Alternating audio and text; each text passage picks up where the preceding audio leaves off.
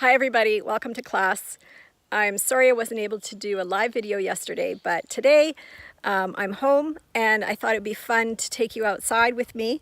We are finally enjoying some spring here in northern Canada. It's our second day of spring and I thought, oh well, we should go outside and enjoy our homeschooling out there. So today we're going to be looking at a review of chapter 15 in our Big Fat Notebook. And we'll be going on to chapter 16. And these two chapters are on looking at other people's writing and like doing some analysis on that. It will help us with our writing in the future as we see what others have done. Okay, so this is a little review of last week. We were talking about textual analysis. And you can read along with me. It was studying evidence in a text to understand its meaning. It's a close examination of the text to understand, discuss, and interpret it. So when we're reading something, we're drawing conclusions. And how we do that is through the evidence that the text gives us. So we are looking for facts and information that will back up our analysis. And there's two different ways of having that evidence. There's explicit evidence, which is very obvious. It's proof and it's plainly stated in the text. Or there's implicit evidence. It's evidence that's implied. Or we could say you have to read between the lines. And those were the kinds of evidences we were looking at. And we'll be answering the questions at the end of chapter 15 next. Before we get started on our chapter review though, I just wanted to say that it's really been a joy having you part of my class. And I thought maybe today would be a good day to introduce you to my family as well and the acreage where we live. We live just on the edge of Bear Lake near Grand Prairie. So I thought it'd be fun to just sort of give you a little views of our place as we're going along with our class. Okay, so if you want to get out your books and turn to chapter 15, the last 2 pages, we're going to be doing a review there.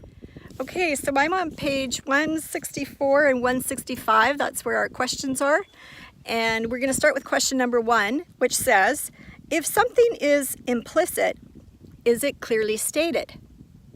So if it's implicit, not explicit, if it's implicit, is it clearly stated? And we would have to say, no, it isn't. That's something that you have to read between the lines. When you're reading something, that's when you're going to sort of figure out what the author really wants to say. Okay, number 2, if something is explicit, do we need to use reason or deduce it? No, we don't, do we? Because it's telling us explicitly some piece of information. Okay, number 3 says, read this passage from behind the cedars. And then what explicit evidence can you find to support the deduction that the dressmaker is skilled? Okay, so if you don't mind, I'll read it out loud and then we'll talk about the reasonings that we can see that this dressmaker is a skilled person. Okay, so it says, Rena placed herself unreservedly in the hands of Mrs. Newberry, who introduced her to the best dressmaker of the town, a woman of much experience in such affairs, who improvised during the afternoon a gown suited to the occasion. Mrs. Marshall had made more than a dozen ball dresses during the preceding month. Being a wise woman and understanding her business thoroughly, she had made each one of them so that with a few additional touches, it might serve for the queen of love and beauty. Okay, so what are some explicit comments that are made here that we can pull from the text? Well, the first one is, in the first sentence, it says she's known as the best dressmaker in town. Okay, so it states it very clearly. The next one is that she has experience in making dresses. And the third is she can sew a dress in an afternoon. The fourth is she's made a dozen dresses that very month. And the fifth is she understands her business thoroughly. Okay, those are all things that are said in the text, completely clear, and we can understand that yes, this is a skilled dressmaker. That is what the author wants to tell us. Okay, let's move on to question number 4. It says, read the passage from the Windy Hill And what explicit evidence can you find to support the deduction that the room was dark. Okay, I'll read it and then we'll talk about it. The place seemed very cheerless and empty after he had gone. The long windows gave little light on that gray winter afternoon, and the big fireplace with its glowing logs was at the far end of the room. There were shadows already on the shelves of heavy ledgers lining the walls, and on the rows of ship's models all up and down the sides of the big counting room. So what we can draw from this, windows don't let in much light. That's the first thing. The second thing is the afternoon is not sunny. The third is the fireplace is far away, isn't it? So we're sort of getting some darkness feeling there. And then there's those shadows on the walls, on the books, and on those ship models. So we're sensing shadowiness and darkness. But the author is giving us clear wording that this is explicit evidence that yes, there is some darkness in this room. Okay, so fifth question is, what do we call it when we use reason to discover implicit evidence? Implicit evidence, okay, so that's when we're reading between the lines. Well, we're making or drawing an inference, okay, that's a new word. Let me just flip back to it so that we can read about inference. It's a conclusion we draw based on evidence and reason, okay? So we do that automatically when we're reading, and we're just giving this sort of vocabulary terms now to it. Okay, so page 165, question number 6. If your brother figures out that you wore his t-shirt because there's now a big stain on it, has he used implicit or explicit evidence? What do you think, you guys? There's a big stain, but he doesn't actually know if you wore it, right? So that's implicit. He's looking at it and he's sort of drawing a conclusion, but he didn't actually see you wearing it, okay? So that's called implicit evidence. If you wanted to prove that someone was smart, would you write about how he or she aced a pop quiz or how he or she aced the final exam? That one's pretty easy, isn't it? Of course, we'd write about the final exam because that's, showing a more overall level of knowledge for that test. All right. Number 8 is, you can tell your friend is happy because he is singing an upbeat song at the top of his lungs. Did you use explicit or implicit evidence? What do you think? It's implicit, isn't it? He's singing, so you kind of think, I think this guy's happy, but you don't know because he didn't exactly tell you quite yet. Okay, that's implicit evidence. All right, the last question, number 9. You know your teacher is going to give a quiz whenever you come in and see quiz written on the board. Do you know this because of implicit or explicit evidence? What do you think?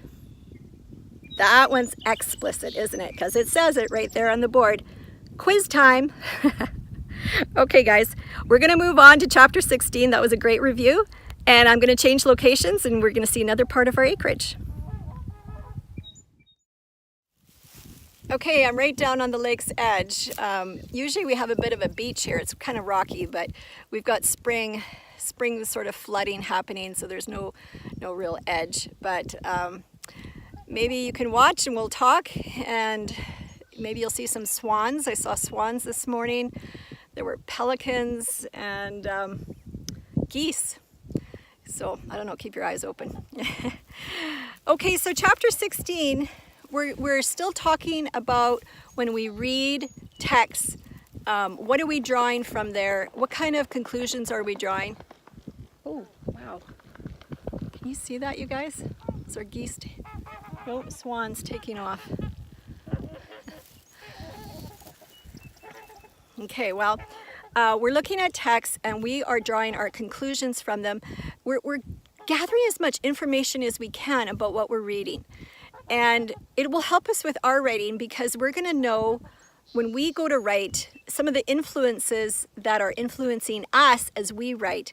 And one of them is here today, what we're going to talk about is authorship and narration. So an author, I'm sure you guys know this, but it's someone who is writing text, a story, a book, a poem, some piece of writing, that's an author, okay? And that author's background, where he or she is coming from, will very much influence how they write. So for example, if like you could have two people in the same time in the same place, but if they come from different socioeconomic backgrounds, they might have a different view of a story. So if you were, like, say, the Queen of England and you were writing about an event, your perspective might be a little different than perhaps the cook in your kitchen who is also viewing this same event, but they're coming at it from a little different viewpoint. And so that's what we're looking at today: authorship, background, and perspective. It changes how you write often, where you're coming from. Okay, so authorship and narration. What is an author? A person who writes a book, article, poem. An author's background and perspective is his life story and experiences. Okay, and then his culture or her culture. Those are the attitudes, knowledge, customs, beliefs, and objects that belong to a specific group of people. So our cultures very much influence how we write. And you might want to remember this when you're reading a certain author. You go, where is he coming from? What are his experiences? Who is he or she? And that will influence their writing. The example in the book on page 168 is of a red country and a blue country. Okay, and I'm going to just read it to you. It's showing where, depending on who you are, as to what kind of perspective you might have on a story. It says there were two countries, blue and red. The country of blue invaded the country of red and won a huge victory. If a poet grew up in the country of blue, what might his poem about the country of blue be like? If a playwright grew up in the country of red, what might his play be like if he wrote about the country of blue? So there it's saying who's the victor and what would his perspective be compared to the person who has just been conquered, right? There might be a different perspective there. It goes on in page 169 to say, the reader can analyze whether an author's biographical background affects his or her perspective in simple or more complex ways. Homer, the ancient Greek poet, because he lived in a time before they were invented, couldn't really write about cell phones, could he? But sometimes the way an author's biographical background affects his or her perspective is more complex. For example, Jane Austen. She was an author during a time and place when women were not allowed to hold many jobs, and so she couldn't really write about a woman who was a doctor or a lawyer or a politician, because they just weren't doing those sort of things right then. So it does affect how we write. Sometimes our social, the area that we find ourselves in will affect how we write. The only other thing I could say, though, is science fiction writers take that leap and they try to imagine a world that's different than their own. And so you sort of get some fantasy stories and science fiction stories where an author says, no, I'm not going to write about what I know. I'm going to write about something that I don't know about. But even then, his or her background will influence how he or she writes. And the last point in this chapter is that an author is different than a narrator in a story. Sometimes you'll have a narrator who's telling a story, and that person can be like a character, a made-up character by the author. Doesn't necessarily mean it's the author's position on it. A narrator is the character who relates the events of a story. It's not the same as the author. The narrator is a character that the author creates. The narrator can be similar to or quite different from the author. In fiction texts, the narrator is a fictional creation of the author, just like any other character in the story. Some examples of authors whose backgrounds have been influenced by homeschooling. I just wanted to touch on one of them, and one of them you may or may not know. Her name is Beatrix Potter, and she wrote wonderful children's stories about Flopsy, Mopsy, and Cottontail, Peter Rabbit, I think squirrels, Mr. and Mrs. Nutkin. She wrote all sorts of great books, and she said my creativity would have been like stamped out, or it would have been erased if I had gone to school. And so she really felt like her homeschooling influenced her writing, her background, and her living at home and experiencing nature and having time to be creative really helped her. Another author who is homeschooled that I thought you guys might be interested in is Christopher I think his name is Pellini, and he wrote the Aragon series, or the Inheritance series, 4 books. He lives in Montana, and he said that his beautiful area he lives, I think it's Paradise Valley,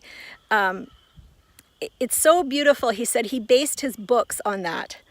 And he too could spend hours writing and honing his skills because he was homeschooled, and so that really influenced his writing. And I think that we have a unique opportunity as homeschooling families to write and to let our backgrounds influence our writing, and to give us time and perspective on some of the things we write. I looked today on a website that listed homeschoolers who have written books, and oh my goodness, there were so many. In fact, I might list it later in the comments. There were just so many writers who have written all sorts of books, and they were all homeschooled. And so I just think we have such a unique opportunity as homeschooling families to write articles, to write poems, to write stories. And I would encourage you to take some time, even this week, if you want to start journaling or writing a little nature book or just anything to express some of your stories in your head or your feelings. We often get time to do this. Oh, guess what? Here comes my grandson. Okay guys, that's the end of our class today. It was kind of short and sweet. It's a pretty easy topic. If you want to stick around for a few more minutes, I'm going to put on a few pictures, a few videos of my children, some of the animals we have on our little farm here. You're welcome to stick around. Otherwise, I'll see you on Tuesday at our grammar class. And it was fun to be on a video with you today. Okay, bye.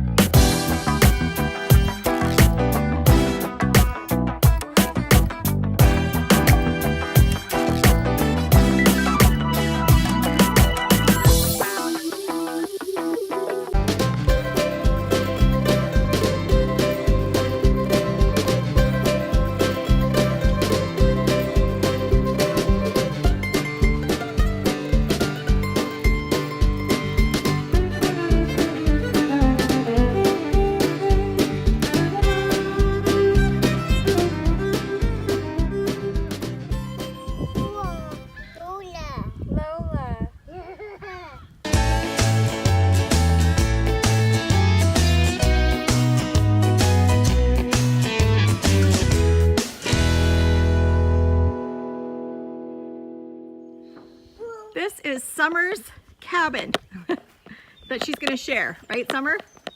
Yes. My dad and I are building it currently, mostly my dad, but I'm great moral support. And inside it's, what, 12 by 15, so it's pretty big. And I'm going to use it for sewing and like creative projects, yeah, just for fun. Any writing, Summer? Yes, a lot of poetry will be written in this cabin when it's finished. How are you for story writing?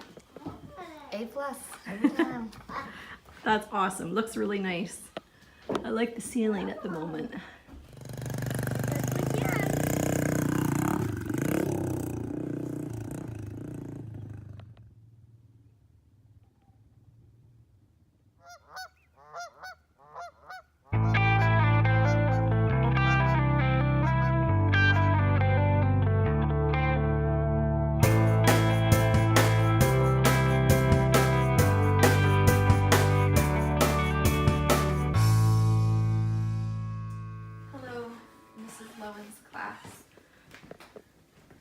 have little Mopsy here.